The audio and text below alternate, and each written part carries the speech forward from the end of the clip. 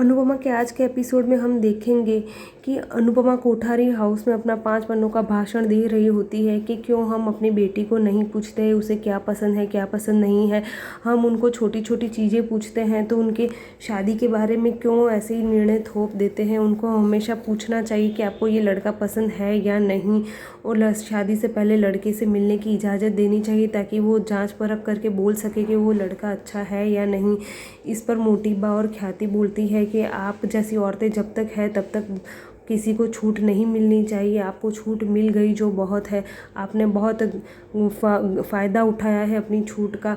आपने तो वनराज से अलग रहने लगी, डिवोर्स से पहले भी अनुज के साथ अकेले रहने लगी, फिर अनुज से शादी की, फिर अमेरिका गई, वहाँ पे भी तुमने खाना वाना बनाया, वहाँ कंपटीशन जीती, डांस भी किया। इतना सब कुछ करने के बाद भी आप आज तुम यहाँ के यहाँ हो, अनु की रसोई भी किया, फिर भी आज तुम अभी तक संघर्ष ही कर रही हो। ऐसे ख्याति और मोटीबा अनुपमा का बहुत अपमान करती है। मोटीबा खरी खोटी सुनाती है अनुपमा को। तब ख्याति बोलती है तुम तो अनुज को जानती थी, पर जान परख के उससे शादी की, फिर भी तुम्हारी शादी अनुज से कैसे टूट गई। फिर अनुपमा बोलती है कि आप मेरे पे मत आइए, अपनी बेटी का सोचो, आप बार बार हर बात पे मेरे पे मत आ जाइए। आपको अपनी बेटी की खुशियों में शामिल होने का पूरा अधिकार है, और बेटी की शादी तब तक पूरी नहीं होती जब तक माँ कन्या विदाई नहीं करते। आप तो बहुत बड़े दानी है, तो क्या आप कन्यादान नहीं करोगे। और अनुपमा बोलती है कि आपकी बेटी वहाँ शादी में आपकी वेट करेगी, आप आना, हम सब आपकी वेट करेंगे, हम सब आपको शादी का न्योता देने आए थे।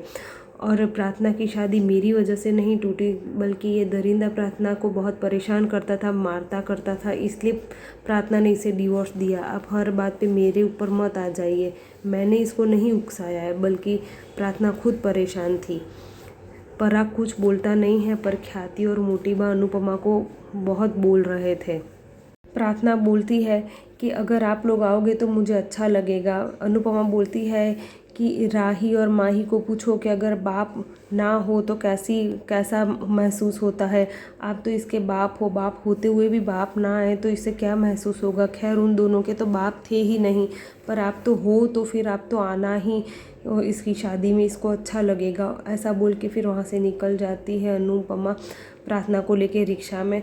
यहाँ शाह हाउस में पाखी तमाशा करती है, बोलती है माँ को वहाँ जाके तमाशा करने की कहाँ ज़रूरत थी, अभी कोठारी हाउस में क्यों गई। बाप बोलती है कि घर में इतना काम था, अनुपमा को वहाँ नहीं जाना चाहिए था, वो लोग आए या ना आए हमको क्या लेना देना, प्रार्थना देख लेती। तभी जसमीत आती है और पाखी को बोलती है कि रायता फैलाए तू और समेटे अनुपमा। हर बात पे अनुपमा पर तुम आ जाती हो, अनुपमा बेचारी करती क्या है। तब पाखी बोलती है तुम्हें भी पता नहीं है क्योंकि तुम्हारे ऊपर कुछ बीता नहीं है। अनुपमा तुम्हें भी ऐसा करेगी ना, तुम पे इतना बीताएगी जब जाके तुम्हें पता पड़ेगा कि अनुपमा चीज़ क्या है। जसमीत उसे बोलती है अनुपमा बहुत अच्छी है, हमारे लिए बहुत अच्छा किया हुआ है। तभी बा बोलती है तुम लोग झगड़ा मत करो और अभी चुप हो जाओ, ये शादी वाला घर है, नहीं तो दोनों को मैं तमाचा मारूंगी। यहाँ अनुपमा रिक्शा में बैठ के प्रार्थना और दोनों घर की तरफ आ रहे होते हैं। तभी अनुपमा को याद आता है कि अनु की रसोई जाना है एक बार, और अनुपमा घर आने से पहले डायरेक्ट अनु की रसोई चली जाती है। अनु की रसोई जाते ही उसे सब कुछ याद आने लगता है कि कैसे उसने अनु की रसोई जमाई थी, कैसे वो खाना बनाती थी, कैसे उनका काम अच्छे से चलता था, और कैसे उनका अनु की रसोई जल गई थी। वो सब अनुपमा को याद आने लगता है। फिर अनुपमा एंटर होती है अनु की रसोई में, और उसे अच्छा लगता है कि मेरी अनु की रसोई अभी भी है। और अनुपमा अनु की रसोई का बोर्ड लेके उसको झटकती है, बहुत धूल मिट्टी हो रही होती है, और बोर्ड लेके खड़ी हो जाती है और याद करती है अपने पुराने दिन।